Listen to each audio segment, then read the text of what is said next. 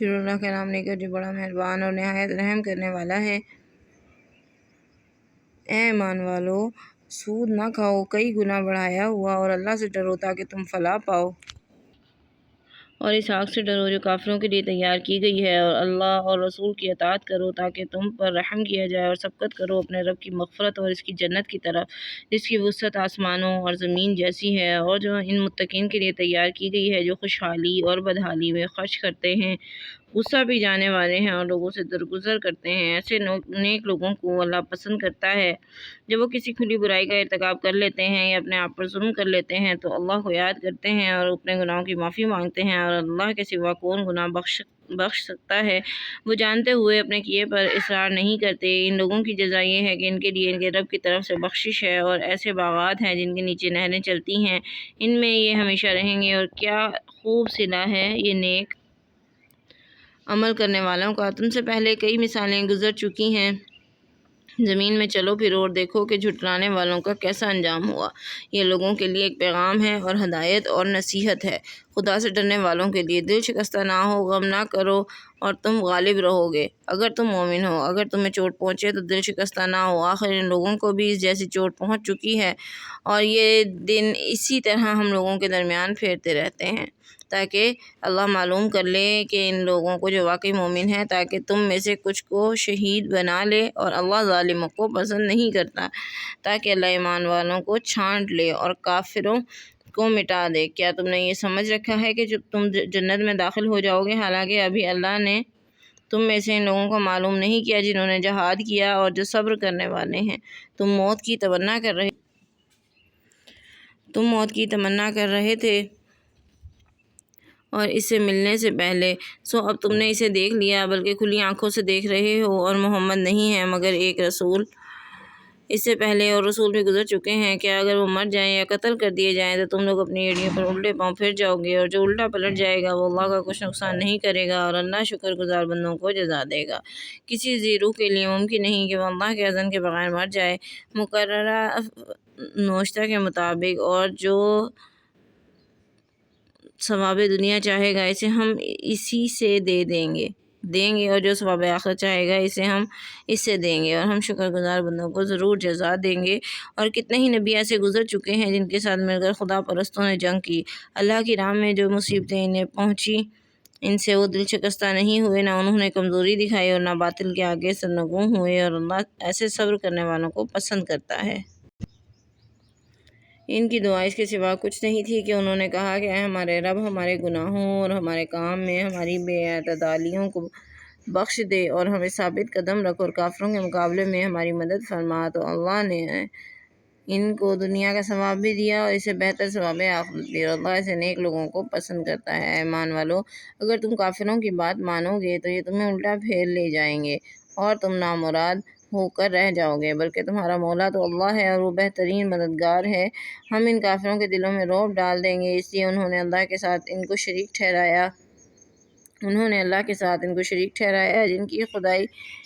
کی کوئی دلیل اللہ نے نازل نہیں کی، اور ان کا ٹھکانہ جہنم ہے، اور بہت برا ٹھکانہ ہے ان ظالموں کا۔ اور اللہ نے تم سے کیا ہوا اپنا وعدہ سچ کر دکھایا جب اس کے اذن سے ان کو تحقیق کر رہے تھے، حتیٰ کہ جب تم نے کمزوری دکھائی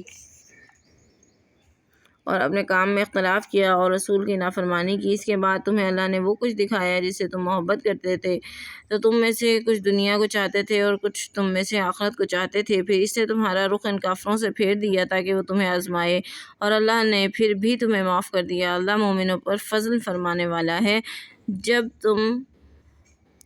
منہ اٹھائے بھاگے جا رہے تھے اور کسی کی طرف پلٹ کر بھی نہیں دیکھتے تھے، اور رسول تمہارے پیچھے تمہیں پکار رہا تھا، تو خدا نے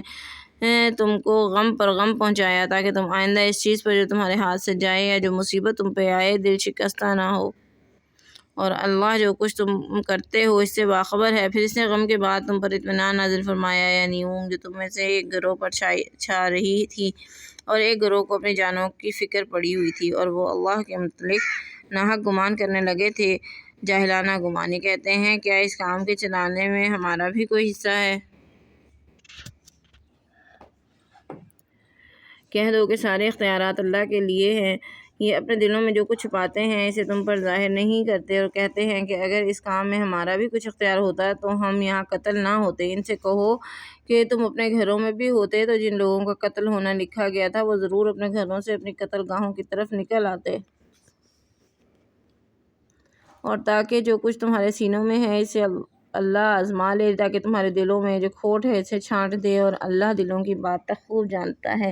دونوں گروہوں کی مت بھیڑ کے دن جو لوگ تم میں سے پیٹ پھیر گئے اور اس کو شیطان نے ان کے بعض کرتوتوں کی وجہ سے جو انہوں نے کیے پھسلا دیا، اللہ نے انہیں معاف کر دیا، اور اللہ بہت درگزر کرنے والا بردبار ہے۔ اے ایمان والو، ان لوگوں کی طرح نہ ہو جاؤ جنہوں نے کفر اختیار کیا، جو اپنے بھائیوں کے متعلق کہتے ہیں کہ جب وہ سفر پر نکلتے ہیں یا جنگ میں شریک ہوتے ہیں کہ اگر وہ ہمارے پاس ہوتے تو نہ مرتے اور نہ قتل ہوتے۔ یہ خیال اس لیے ان کے دل میں پیدا ہوتا ہے تاکہ اللہ ان کے دلوں میں حسرت بنا دے، حالانکہ اللہ ہی زندگی دیتا ہے اور وہی موت دیتا ہے۔ جو کچھ تم کرتے ہو اللہ اسے دیکھ رہا ہے۔ اگر تم اللہ کی راہ میں مارے جاؤ یا مر جاؤ تو اللہ کی بخشش اور رحمت ان سب چیزوں سے بہتر ہے جو یہ جمع کرتے ہیں۔ اگر تم مر جاؤ یا قتل ہو جاؤ تو اللہ کی طرف ہی اکٹھے کیے جاؤ گے، اللہ کے فضل سے تم ان کے لیے نرم خو واقع ہوئے ہو، اور اگر تم تند خو سخت دل ہوتے تو یہ تمہارے گرد و پیش سے چھٹ جاتے۔ پس ان کے قصور معاف کرو اور ان کے لیے دعائیں مغفرت کرو، اور دین کے کام میں ان سے مشورہ لیتے رہو۔ پھر جب تم عزم کر لو تو اللہ پر بھروسہ کرو، اللہ اپنے اوپر بھروسہ کرنے والوں کو پسند کرتا ہے۔ اگر تمہاری مدد کرے تو تم پر کوئی غالب آنے والا نہیں، اور اگر وہ تمہیں چھوڑ دے تو کون ہے جو اس کے بعد تمہاری مدد کرے؟ اور اللہ ہی پر مومنوں کو بھروسہ کرنا چاہیے، اور کسی نبی کے لیے ممکن نہیں کہ وہ خیانت کر جائے، اور جو کوئی خیانت کرے وہ قیامت کے دن اپنی خیانت کے ساتھ آئے گا۔ پھر ہر شخص کو اس کی کمائی کا پورا بدلہ دیا جائے گا، اور کسی پر ظلم نہیں کیا جائے گا۔ کیا جو شخص اللہ کی رضا کی اتباع کرے اس شخص کی مانند ہو سکتا ہے جو اللہ کے غضب میں گھر گیا ہو اور اس کا ٹھکانہ جہنم ہو، اور وہ بہت برا ٹھکانہ ہے۔ اللہ کے ہاں ان کے مختلف درجات ہیں، اور جو کچھ یہ کر رہے ہیں اللہ اس کو دیکھ رہا ہے۔ اللہ نے تو اہل ایمان پر بھی بہت بڑا احسان کیا ہے کہ ان میں خود انہی میں سے ایک رسول بھیجا جو کہ انہیں آیات پڑھ کر سناتا ہے، ان کو پاک کرتا ہے اور ان کو کتاب اور حکمت کی تعلیم دیتا ہے، اور یقیناً اس سے پہلے یہ کھلی گمراہی میں مبتلا تھے۔ یہ کیا کہ جب تمہیں مصیبت پہنچتی ہے ہلاکت سے دگنی مصیبت تم اپنے دشمنوں کو پہنچا چکے تھے تو تم کہنے لگے کہ یہ کہاں سے آئی؟ کہو یہ تمہارے اپنے ہی پاس سے ہے،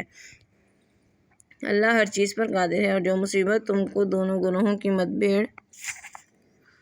کے دن پہنچی وہ اللہ کے اذن سے تھی، تاکہ اللہ جان لے مومنوں کو اور جان لے منافقوں کو۔ جب ان سے کہا گیا کہ آؤ اللہ کی راہ میں لڑو یا مدافعت ہی کرو تو انہوں نے کہا کہ اگر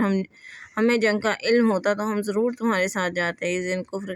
وہ اس دن کفر کے زیادہ قریب تھے ایمان کی بنسبت، وہ اپنے منہ سے وہ بات کہتے ہیں جو ان کے دلوں میں نہیں ہے۔ اللہ وہ سب کچھ جانتا ہے جو یہ چھپاتے ہیں۔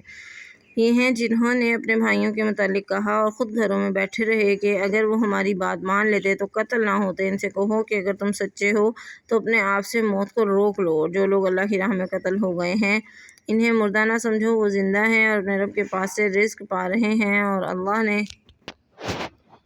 جو کچھ ان کو اپنے فضل و کرم سے عطا کیا ہے، اپنے فضل سے عطا کیا ہے اس پر وہ خوش ہیں، اور جو لوگ ان کے پیچھے ہیں دنیا اور اس سے ملے نہیں ہیں اور ان سے ملے نہیں ہیں ان کے متعلق وہ مطمئن ہے کہ ان کو کوئی خوف نہیں ہوگا نہ وہ غمگین ہوں گے، اور اللہ کے انعام اور اس کے فضل پر خوش ہیں، اور بے شک اللہ اہل ایمان کے اجر کو ضائع نہیں کرتا۔ صدق اللہ العظیم۔